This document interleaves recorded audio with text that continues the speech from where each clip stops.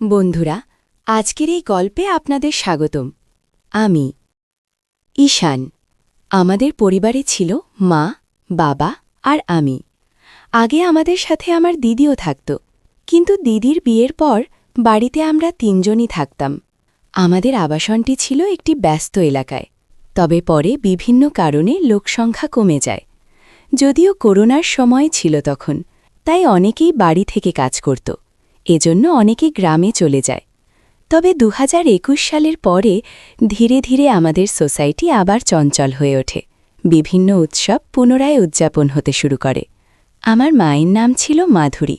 তিনি তার নামের মতোই সুন্দর এবং মুক্ত চিন্তার অধিকারী ছিলেন।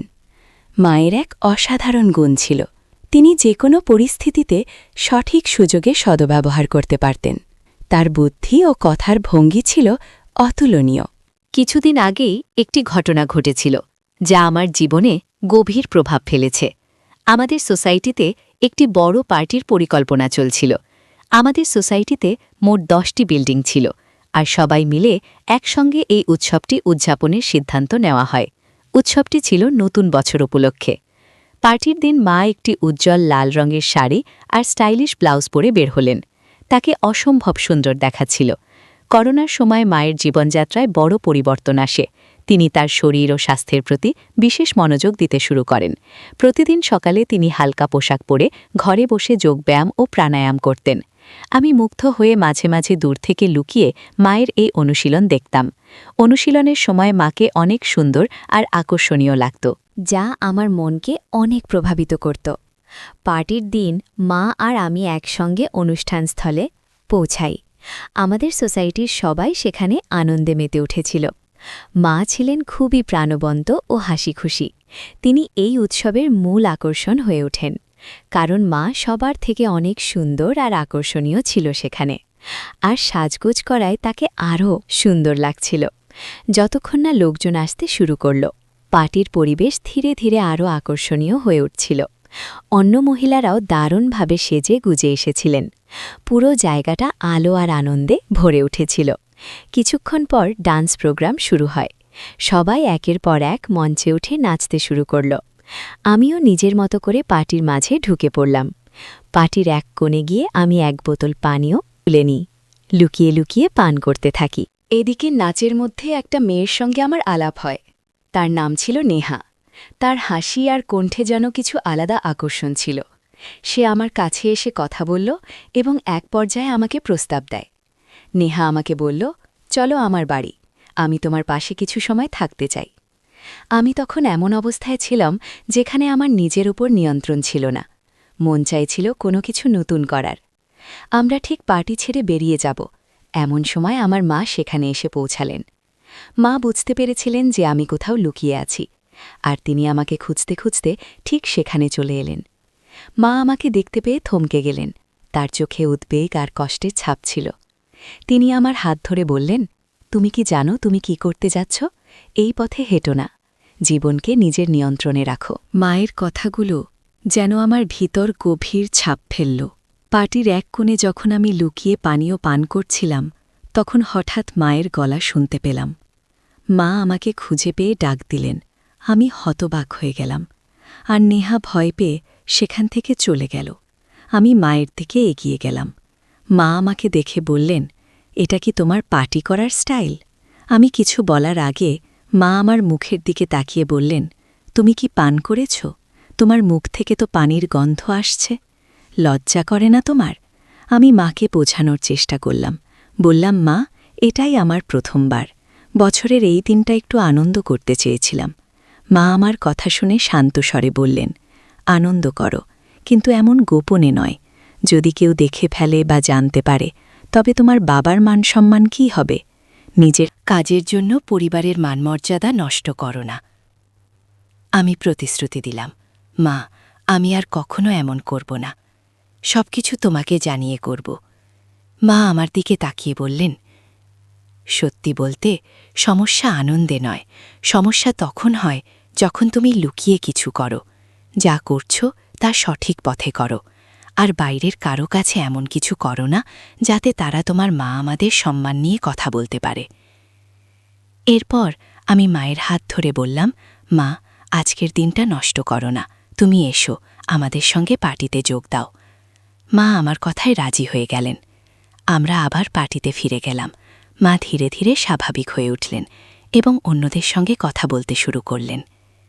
কিছুক্ষণ পরে লোকজন পার্টি ছেড়ে বেরিয়ে যেতে শুরু করল, কারণ ড্রিঙ্কস শেষ হয়ে গিয়েছিল। তখন মা আমাকে একটি টেবিলের কাছে নিয়ে গিয়ে বসলেন। হঠাৎ মা বললেন, আমিও একটা পানীয় চেখে দেখতে চাই। যাও, সেই কোণ থেকে একটি বোতল নিয়ে এসো, যেখানে তুমি আগে ছিলে। আমি মায়ের কথা শুনে অবাক হলাম। আমি বিস্মিত হলেও বোতল নিয়ে এলাম। মা নিজেই 2টি গ্লাসে পানীয় ঢাললেন এবং বললেন, এই সময় আনন্দের মাঝেও দায়িত্বশীল হতে শেখা উচিত। আনন্দ?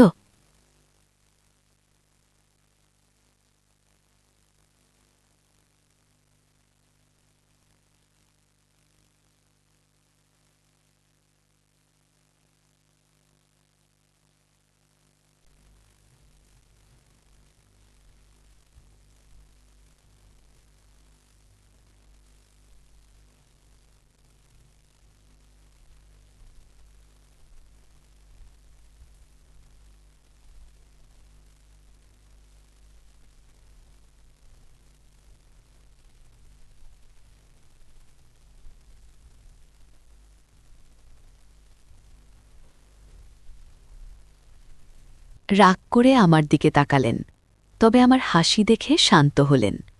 আমরা চিয়ার্স করলাম, আর মা দ্রুত নিজের গ্লাস শেষ করলেন। এরপর তিনি আমার গ্লাসটি নিয়ে সিটিও পান করতে শুরু করলেন। আমি অবাক হয়ে তাকিয়ে রইলাম। 2টি চুমুক পর আমি মায়ের হাত থেকে গ্লাসটি নিলাম এবং বললাম, আমি আরেকটি নিয়ে আসি মা। হেসে বললেন, তাহলে তাড়াতাড়ি যাও। আমি আরেকটি ছোট বোতল নিয়ে এলাম। এবারও 2টি গ্লাস তৈরি করলাম, একটি মায়ের জন্য এবং একটি আমার জন্য। মজার ব্যাপার হল, আমি তখনও আমার গ্লাস শেষ করিনি, কিন্তু মা ইতিমধ্যে নিজের কি শেষ করে বোতল থেকেই পান করতে শুরু করলেন। মা পুরোপুরি মাতাল হয়ে গেলেন, আর আমি একদিকে হাসতে হাসতে তাদের সামলানোর চেষ্টা করছিলাম। এরপর আমি মাকে ধরে সোফায় বসালাম। সময় তখন রাত 11:05। একে একে সবাই ছাদে চলে গেলেন নতুন বছরের শুভেচ্ছা জানাতে, কিন্তু আমি এবং মা নিচে রইলাম, কারণ তিনি তখন কিছুটা অসুস্থ অনুভব করছিলেন। আমি মায়ের পাশে বসে নিউ ইয়ার কাউন্টটা শুরু করলাম। ঘড়ির কাঁটা 12টা ছুতেই আমি মাকে জড়িয়ে ধরলাম এবং নতুন বছরের শুভেচ্ছা জানালাম। তো আমার জীবনের প্রথমবার যখন আমি মায়ের সঙ্গে এত আপন মুহূর্ত ভাগ করলাম। মায়ের গালে পাউডার আর মেকআপের মিষ্টি সুগন্ধ তখনও আমার মনে গভীর দাগ কাটল। এই রাতটি শুধুই একটি নতুন বছর উদযাপনের জন্য ছিল না, এটি ছিল মায়ের সঙ্গে আমার জীবনের এক নতুন অধ্যায়ের শুরু। তোমাকে সাহায্য করছি। হঠাৎ আমার হাত তার গায়ে লেগে গেল। মা বললেন, কি হচ্ছে, একটু সাবধানে থাকো। আমি সঙ্গে সঙ্গে বললাম, সরি মা, এটা একেবারেই ভুল করে হয়েছে। মা মৃদু হেসে বললেন, ঠিক আছে, এমন ছোটখাটো ব্যাপারে চিন্তা করো না। এরপর আমি তাকে আরাম দেওয়ার জন্য পাশে বসে তার সাথে কথা বলতে শুরু করলাম। তারপর তিনি বললেন, আমি তখন থেকেই তোমাকে লক্ষ্য করছি। আমার শরীর চুলকাচ্ছিল, তাই আমি চুলকিয়েছি, কিন্তু তোমার দৃষ্টি সেদিকে চলে গেছে। তখন আমি আবার ক্ষমা চাইলাম এবং বললাম, এটা আর কখনো হবে না। তিনি বললেন, আমি তোমাকে ক্ষমা করছি না, শুধু একটু রাগ হচ্ছিল। তারপর তিনি আমাকে ঠাট্টা করে বললেন, আমার ছেলে ভয় পেয়ে গেছে। আমার ছেলে ভয় পেয়ে গেছে, তিনি ইচ্ছাকৃতভাবে এটি করছিলেন। তারপর আবার ঠাট্টা করে বললেন, এখন কেমন লাগছে? আমি বললাম, খুব ভালো লাগছে। এরপর তিনি আমাকে সোফায় ঠেলে দিলেন এবং বললেন, এখন দেখো আমাকে কেমন লাগছে। আমি মাকে দেখে বললাম, মা, তোমাকে আজ খুব সুন্দর লাগছে। মা মজা করে পোজ দিয়ে বললেন, আমাকে দেখো আমি কি মডেলের মতো লাগছি?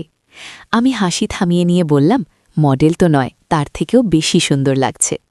তখন মা ঠাট্টা করে বললেন, তাহলে কি আমি সেই মেয়েটির থেকেও সুন্দর যার সঙ্গে তুমি তখন গল্প করছিলে? আমি লাজুকভাবে হেসে বললাম, মা, তুমি সবার থেকে আলাদা, তোমার তুলনা হয় না। মা হেসে বললেন, ভালো করে বলো, সত্যি কথাই বলছ তো? আমরা দুজনেই হেসে উঠলাম এবং সেই মুহূর্তটা খুব আনন্দময় হয়ে উঠল। আমি মাকে বললাম, মা, তোমার তুলনা কারো সঙ্গেই করা যায় না। মা মজা করে বললেন, তাহলে বল সেখানে কি এত পছন্দ? সেই মুহূর্তটা খুব আনন্দময় হয়ে উঠল। আমি মাকে বললাম, মা, তোমার তুলনা কারো সঙ্গেই করা যায় না। মা মজা করে বললেন, তাহলে বল সেখানে কি এত পছন্দ করেছিলে? আমি হেসে উত্তর দিলাম, কিছু না মা, শুধু মজার ছলেই কথা বলছিলাম। মা হাসি দিয়ে বললেন, সব ঠিক আছে, আজ রাতটা একটু ভিন্নভাবে শুরু করি, নতুন বছরের আনন্দে মেতে উঠি। তখন আমি মজার ছলে বললাম, তুমি কি প্রস্তুত? মা মজা করে বললেন, আজ যদি প্রস্তুত না থাকি?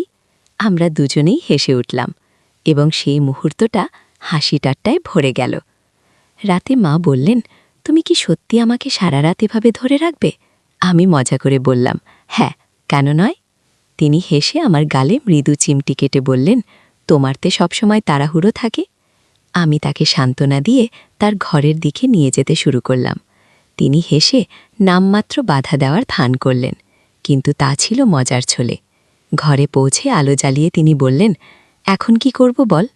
আমি মজার ছলে মিউজিক বললাম, আরাম করে ঘুমানোর সময় হয়েছে মা। তিনি একটু চিন্তিত ভঙ্গিতে বললেন, তবু এত দেরি করে ঘুমানো কি ঠিক হলো? আমি হাসি মুখে বললাম, আজকের রাতটা বিশেষ মা, একটু মজা করলে ক্ষতি নেই।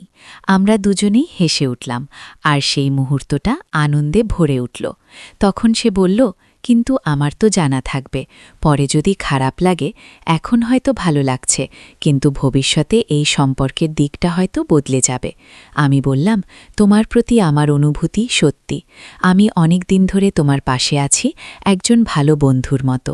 কিন্তু যদি আজ আমরা এই মুহূর্তটাকে হারিয়ে ফেলি, তাহলে হয়তো সবকিছু বদলে যাবে। সে এক মুহূর্ত ভাবল, তারপর বলল, ঠিক আছে, কিন্তু একটাই শর্ত, আজকের পর আর কখনো কিছু আশা করো না। আমি খুশি মনে বললাম, ঠিক আছে, আমি তোমার শর্ত মেনে নিচ্ছি। তারপর সে আমার দিকে তাকিয়ে জিজ্ঞাসা করল, তুমি এমনভাবে দাঁড়িয়ে আছো কেন? আমি বললাম, কিছু না। তখন মা বলল, তাহলে যাও, যদি তুমি না চাও। আমি বললাম, তোমার ইচ্ছা যদি না থাকে তাহলে আমি চলে যাই। আমি বিছানায় বসেছিলাম, তখনই সে আমার হাত ধরে টেনে বলল, তুমি এত গম্ভীর কেন? সবকিছু এত সিরিয়াসভাবে নিও না। আমি অবাক হয়ে বললাম, তাহলে তুমি চোখ বন্ধ করে আগে শুয়েছিলে কেন? সে হাসতে হাসতে বলল, আলোটা আমার চোখে পড়ছিল, তাই চোখ বন্ধ করেছিলাম।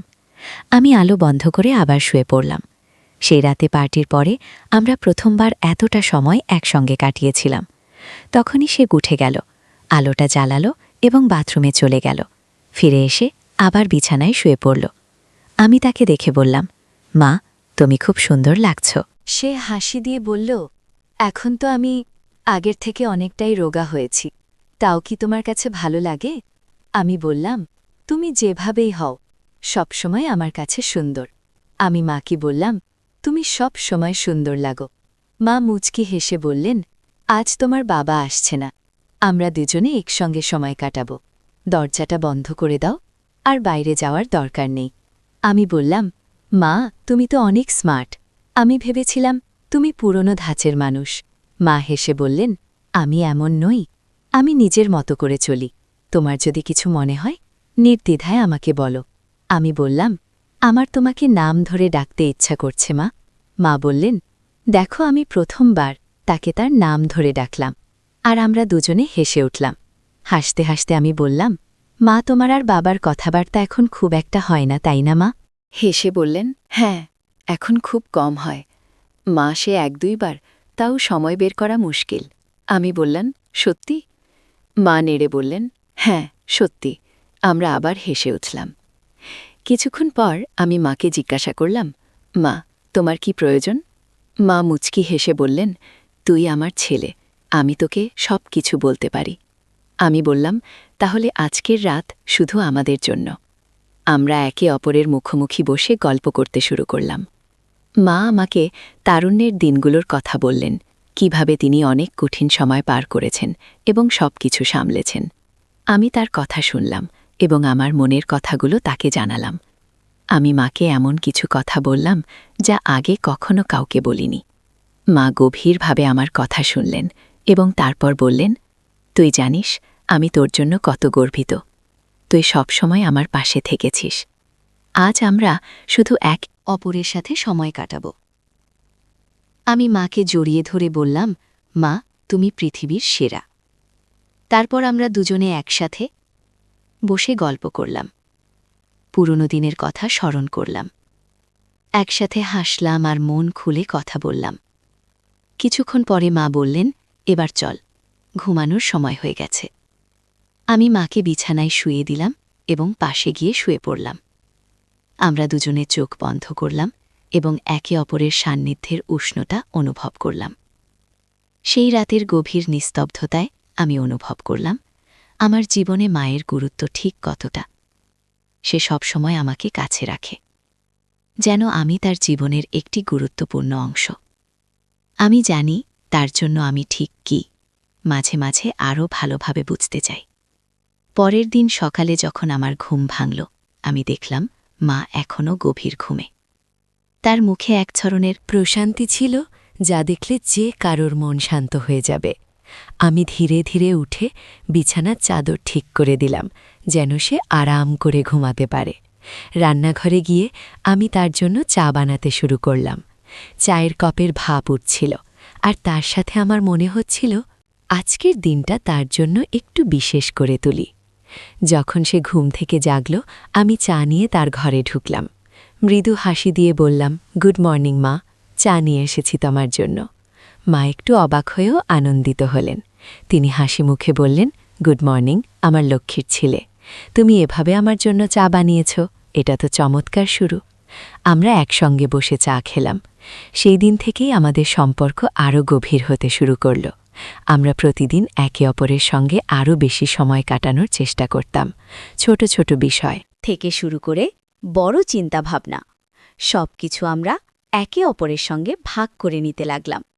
সেই রাত, যে রাতে আমরা একসঙ্গে এতটা সময় কাটিয়েছিলাম, আমাদের জীবনে এক নতুন অধ্যায়ের সূচনা করল। আমরা দুজনেই একে অপরকে আরও ভালোভাবে জানতে এবং বুঝতে পারলাম। সেই মুহূর্তগুলো আমাদের সম্পর্ককে আরও দৃঢ় করে তুলল। তো বন্ধুরা, এটাই ছিল আজকের ছোট্ট গল্প। এমন আরও গল্প শুনতে চাইলে কমেন্টে জানাও। গল্পটি আপনাদের কেমন লাগলো কমেন্ট করে জানাতে ভুলবেন না। আর যদি গল্পটি ভালো লেগে থাকে তাহলে অবশ্যই লাইক করুন এবং আপনার বন্ধুদের সঙ্গে শেয়ার করুন। এমন আরও আকর্ষণীয় গল্পের জন্য আমাদের চ্যানেলটি সাবস্ক্রাইব করুন এবং বেল আইকনটি ক্লিক করতে ভুলবেন না, যাতে আমাদের কোনো গল্প মিস না হয়। ধন্যবাদ।